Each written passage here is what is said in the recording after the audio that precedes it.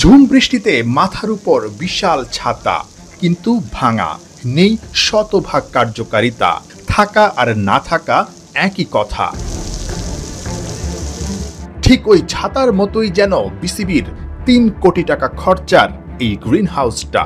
বৃষ্টি হলে green house ক্রিকেটারদের অবলম্বন হবার কথা, অথচ সেখানেই পানিতে থই থই অবস্থা। সংস্কার চলছে, সেটা কবে শেষ হবে সেই উত্তর নেই খোদ বিসিবি কর্তাদের কাছে। গত ৩ বছরেও এই গ্রিন হাউস থেকে ক্রিকেটাররা পাননি কোনো ফায়দা। অদ্ভুত হলেও সত্য, এই গ্রিন হাউসই বিশ্বের একমাত্র যেখানে উইকেট থাকতো ঢাকা। ভ্যাপসা গরমে ক্রিকেটারদের হয় নাজেহাল অবস্থা।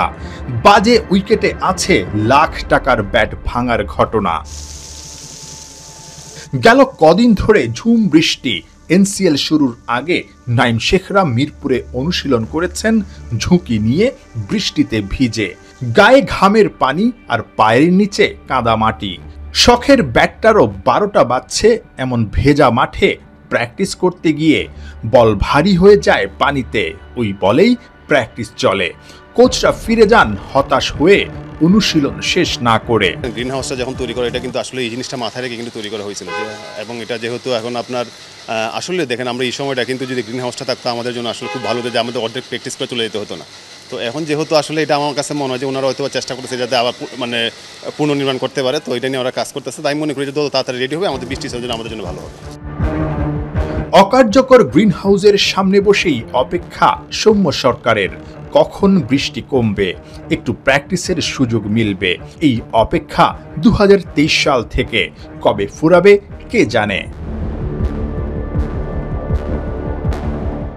গামিনী চলে গেছেন মিরপুর থেকে, টনি হ্যামিং তদারকি করছে। তবে সন্দেহ আছে বিপিএল এর আগে সংস্কার কাজ শেষ হওয়া নিয়ে। এটা কিন্তু রেডি হয়ে আছে, আপনারা চোখের সামনে দেখতে পাচ্ছেন যে গ্রিন হাউসটা রেডি হয়ে আছে, কিন্তু সেখানে প্র্যাকটিস করতে পারছেন না, সুবিধাটা নিতে পারছেন না, অথচ ৩ কোটি টাকা খরচ করে এটা করা হয়েছে। আফসোস হয় না মানে দেখলে? অবশ্যই দেখেন, এই যে এখন ধরেন আমরা নিজে দেখছেন যে প্র্যাকটিস করার অর্ধেক আমরা বৃষ্টির জন্য চলে আসে। তো এই গ্রিন হাউসটা রেডি থাকলে শুধু আমাদের জন্য না, পুরো আমাদের যে বিভিন্ন ধরনের ক্রিকেট কাঠামো বা সবার জন্য কিন্তু প্র্যাকটিসের জন্য একটা আলাদা একটা এক্সট্রা কি তৈরি হতো। আমি মনে করি যে আমরা গ্রিন হাউসটা খুব তাড়াতাড়ি আমরা পাবো, এবং যত তাড়াতাড়ি এটা রেডি হবে আমাদের জন্য ভালো। বিশ্বের অন্যতম ধনী ক্রিকেট বোর্ড, অথচ বিসিবির এমন ভঙ্গুর ফ্যাসিলিটিজ চোখে আঙ্গুল দিয়ে দেখিয়ে দেয় কতটা দুর্বল দেশের ক্রিকেট কাঠামো। দিন ২০ আগে বসুন্ধরা ক্রিকেট নেটওয়ার্ক ঘুরে তাই তো আফসোস ঝরেছিল মুশফিকুর রহিমের কণ্ঠে। এটা দেখে তো আসলে আমাদের সবারই লজ্জা লাগা উচিত। ন্যাশনাল টিমের এরকম ফ্যাসিলিটিস নেই, যেটা কিনা প্রত্যেকটা ন্যাশনাল টিমের একটা নর্মাল বেসিক নিডস হওয়া উচিত। নাহিয়ান বিন জাসিম, ৭১।